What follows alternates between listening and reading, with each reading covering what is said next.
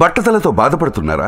ఆధునితనమైన పద్ధతిలో hair transplantation చేయబడును. Face clinic, Hyderabad. నమస్కారం శశికాంత్ గారు. నమస్కారం నారాజ్ గారు. Kangana Ranaut BJP ticket confirm చేయడం జరిగిందనమాట. వెనక ఉండేటువంటి అంతరార్థం ఏమనుకోవచ్చు మనం అంటే బీజేపీ టికెట్ కన్ఫర్మ్ చేసింది అంటే కంగనా రనౌత్ ఉంటేనే మనకి ఒక ఫైర్ బ్రాండ్ లాంటి కథనాలు వింటూ ఉంటాము. So me point of view నుంచి చూసినప్పుడు ఏ విధంగా అనిపించింది? Kangana Ranaut BJP ticket confirm అండి. హిమాచల్ ప్రదేశ్ నుంచి మండి అనే ఒక ప్లేస్ నుంచి వస్తాం జరిగింది. అండ్ వర్త్ కూడా కంగనా రనౌత్కి, ఎందుకంటే she has undergone rough journey in her life. Okay, Kangana Ranaut background చూసుకుంటే మనము హిమాచల్ ప్రదేశ్లో ఒక చిన్న గ్రామం సంబంధించిన అమ్మాయి, మిడిల్ క్లాస్ చెందిన అమ్మాయి. 16 years అప్పుడే ఈ సినిమాస్ పట్ల ఆసక్తి కలిగి మోడలింగ్లో జాయిన్ అవుతాం జరిగింది. 16 years అప్పుడే ఒక 10,000 రూపాయలు పట్టుకొని బాంబేకి వెళ్ళిపోయి మోడలింగ్ చేసి, సినిమా స్టోరీయే కంగనా రనౌత్ది. ఓన్లీ 10,000 రూపాయలు పట్టుకొని బాంబేకి వెళ్తాం జరిగిపోయింది. ఆమె వయసు 16 years నేను చెప్పినట్టు. ఏమి ఆఫర్స్ లేవు ఆమె చేతిలో. మోడలింగ్ వాళ్ళు కూడా ఆ ఉన్న డబ్బులు కాస్త మింగేసి ఆమె రోడ్డు మీద వదిలేస్తాం జరిగింది. ఓకే, ఆమె స్లోగా ఏదో వేరే పనులు చేసుకుంటూ అదే ముంబైలో నేను ఎప్పటికైనా హీరోయిన్ అవ్వాలి అనే కోరికతోటి ముందుకు వెళ్తూ ఉంది. కానీ చేతిలో డబ్బులు లేవు, ఇన్ఫ్లుయెన్స్ లేదు, వెనకాల బ్యాక్గ్రౌండ్ లేదు. ఓన్లీ కంగనా రనౌత్కి ఒక అందం ఒకటే ఉంది. ఓకే, దాన్ని ఎంతోమంది ఎక్స్‌ప్లాయిట్ చేయాలని ట్రై చేస్తూ ఉండే ఆ టైంలో. ఓకే, ఆడిషన్స్ అని పిలుస్తాము, మిస్బిహేవ్ చేస్తాము, ఇట్లాంటివన్నీ చాలా జరిగినాయి. దాంతో ఆ కంగనా రనౌత్ కూడా కొంచెం డిస్టర్బ్ అయ్యి బ్యాడ్ హ్యాబిట్స్కి అలవాటు అయిపోతాము. ఓకే, తాగుడికి బానిస అవుతాము. ఇట్లా అలవాటు అయిపోయి చిన్న రూమ్, చాలా స్మాల్ రూమ్లో నివసిస్తూ ఉండేది. ఎటకేలకు వాళ్ళ ఊర్లో ఆ విషయం తెలిసి వాళ్ళ అమ్మ ముంబైకి వచ్చి మళ్ళీ కంగనా రనౌత్ని మళ్ళీ బ్యాక్ టు హిమాచల్ ప్రదేశ్కి తీసుకెళ్ళిపోతాం జరిగింది. కానీ ఈమెకి ఇంట్రెస్ట్ బాగుంది కాబట్టి మళ్ళీ ఒక 6 నెలల్లోనే లేదు నేను హీరోయిన్ అవ్వాల్సిందే అని చెప్పి వాళ్ళ ఇంట్లో వ్యతిరేకించి గొడవపడి, అందరితోటి వాళ్ళ ఇంట్లో గొడవపడి ఆల్మోస్ట్ విడిపోయి మళ్ళీ బాంబేకి వస్తాం జరిగి మళ్ళీ సేమ్ మోడలింగ్ ట్రై చేస్తాము, ఆడిషన్స్కి వెళ్తాము, ఇదంతా చేసుకుంటూ అనురాగ్ బాసు కంట్లో పడతాం జరిగింది. అప్పుడు ఆడిషన్లో అనురాగ్ బాసు ఏం చేశాడంటే గ్యాంగ్స్టర్లో ఫస్ట్ మూవీ గ్యాంగ్స్టర్లో అవకాశం ఇస్తే జరిగింది. గ్యాంగ్స్టర్ బ్లాక్ బస్టర్ అయ్యింది. అయితే మీకు తెలుసు కదా నాగరాజు గారు, సినిమా ఇండస్ట్రీలో ఒక్క మూవీ హిట్ అవుతే దాంతో హిట్ అవుతూ ఉండాలి, కంట్లో నలుతూనే ఉండాలి జనాలకి, అప్పుడే సూపర్ స్టార్ అవుతారు. ఒక మూవీ అయితే విమెన్కి అయితే చాలా టఫ్ ఇది ఉంటుందండి. కరెక్ట్, ఒక అవకాశం ఇంకొక రావాలి అని అంటే మనం చాలామంది చూస్తూ ఉంటాం, మన దగ్గర వింటూ ఉంటాం కాస్టింగ్ కౌచ్ అనేది ఎక్కువ జరుగుతూ ఉంటుంది. కరెక్ట్ అండి, ఇబ్బంది పడిపోతూ ఉంటారు అని చెప్పేసి. ఇప్పుడు మీరు మాట్లాడింది 100% కరెక్ట్. ఆవిడ చాలా అంటే నేను అవన్నీ ఫేస్ చేశాను అనేటువంటి చెప్పకనే చెప్తూనే బాలీవుడ్ మీద ఎలా రివెంజ్ తీర్చుకోవాలో అనేటువంటిది కూడా బలంగా ప్లాన్ చేసినప్పుడు ఇప్పుడు కూడా కరణ్ జోహర్ ఇంటర్వ్యూలో స్ట్రైట్ ఫార్వర్డ్ ఆన్సర్ చేసినటువంటి క్వశ్చన్స్ కూడా ఉన్నాయి. పాడైపోయింది బాలీవుడ్ అంతా నీలాంటి వాళ్ళ వల్ల అని చెప్పేసి. అవును, కరెక్ట్. డైరెక్ట్ ఆ అమ్మాయి ఎవరికి భయపడదు. అమ్మాయి ఎవరికి భయపడిపోదు. మీరు అన్నట్టు కాస్టింగ్ కోచ్ ఇవన్నీ ఎప్పటి నుంచో ఉన్నాయి. మొన్న కాస్టింగ్ కోచ్ బయటపడిన తర్వాత 20 ఏళ్ల క్రితం హీరోయిన్లు కూడా బయటకు వస్తాం జరిగింది. నాకు కూడా అన్యాయం జరిగిందండి. అలాగే కంగనా రనౌత్ కూడా చాలా రఫ్ జర్నీ చూస్తాం జరిగింది. డైరెక్టర్లతోటి ప్రొడ్యూసర్స్ ఎక్స్‌ప్లాయిట్ చేస్తాం జరిగింది. అయితే కంగనా రనౌత్ తెలుసుకున్న విషయం ఏంటి అంటే, నేను బాలీవుడ్ ఇండస్ట్రీలో నిలదొక్కోవాలంటే నాకు మంచి ఫ్రెండ్షిప్ ఉండాలి అని. ఓకే, మంచి పెద్ద స్టార్స్ తోటి ఫ్రెండ్షిప్ ఉండాలి అని తను తెలుసుకొని ఆదిత్య పంచోలి తోటి ఫ్రెండ్షిప్ చేస్తాం జరిగింది. ఈ ఆదిత్య పంచోలి ఒక సాడిస్ట్ అని కంగనాకి తెలీదు. ఓకే, పిచ్చి టార్చర్ పెట్టి రూమ్లో వేసి తాళాలు వేసేస్తాం. తర్వాత ఆదిత్య పంచోలి మీద కూడా కేసు బుక్ అవుతాం జరిగింది. ఈమె బయటకు వచ్చి చెప్పేస్తాం జరిగింది ఆదిత్య పంచోలి నన్ను చాలా హింస పెట్టాడు అనేసి.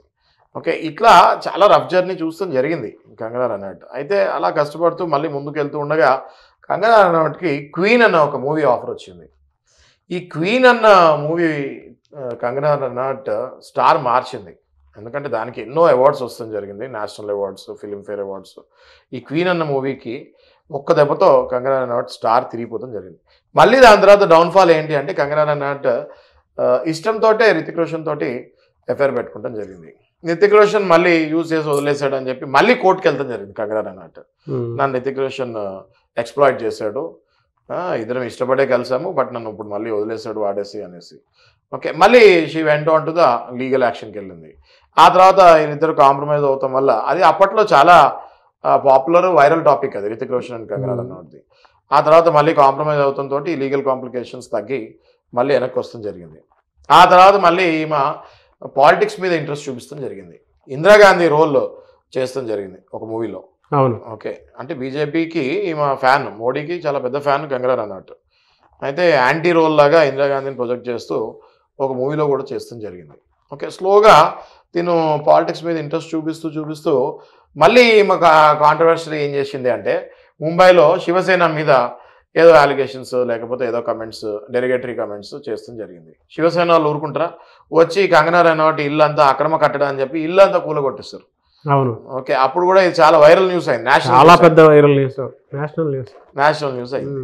సో ఇట్లా కంగనా రనౌత్ మనం లైఫ్ చూస్తే ఎప్పుడు కూడా పీస్ఫుల్గా మనం ఆ అమ్మాయిని ఎప్పుడు చూడలేదు. ఎప్పుడు అప్ అండ్ డౌన్ అంటే షీ ఎంజాయ్స్ డిఫికల్టీస్ అనిపిస్తుంది నాకు. అవును. ఓకే, ఒక స్టార్డమ్ వచ్చిన తర్వాత ఈమె కష్టాలు ఈజీ అయిపోయింది. ఎందుకంటే 10,000 పట్టుకొని రూపాయి లేని స్టేజ్లోనే ముంబైలో ఎన్నో కష్టాలు పడిన కంగనా రనౌట్కి ఒక స్టార్డమ్ వచ్చిన తర్వాత ఎట్లాంటి కష్టాలు వచ్చినా అవలీలుగా ఎదుర్కొనే సామర్థ్యము, శక్తి ఆ మహిళకి అప్పట్లోకి వచ్చేసింది. అవును. అయితే ఎప్పుడైతే శివసేనకి వ్యతిరేకిస్తాము లేకపోతే కాంగ్రెస్కి వ్యతిరేకిస్తాము ఇట్లాంటి కమెంట్స్ పాస్ చేస్తాం జరిగిందో బీజేపీ కళ్ళల్లో కంగనా రనౌట్ పడటం జరిగింది.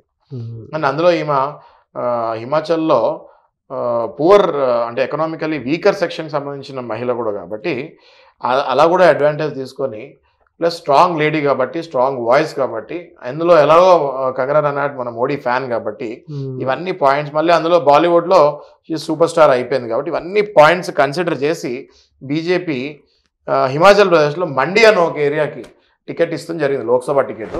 She is very happy now. Okay, డెఫినెట్గా గెలుస్తాను అన్న కాన్ఫిడెన్స్లో ఉంది. ఆమె గెలుస్తుందని కూడా నాకు అనిపిస్తుంది, ఎందుకంటే she's very strong, pretty strong lady and ఎన్నో కష్టాలు చూసి ఇక్కడ వరకు వచ్చింది కాబట్టి గెలుస్తుందని నేను అనుకుంటున్నాను.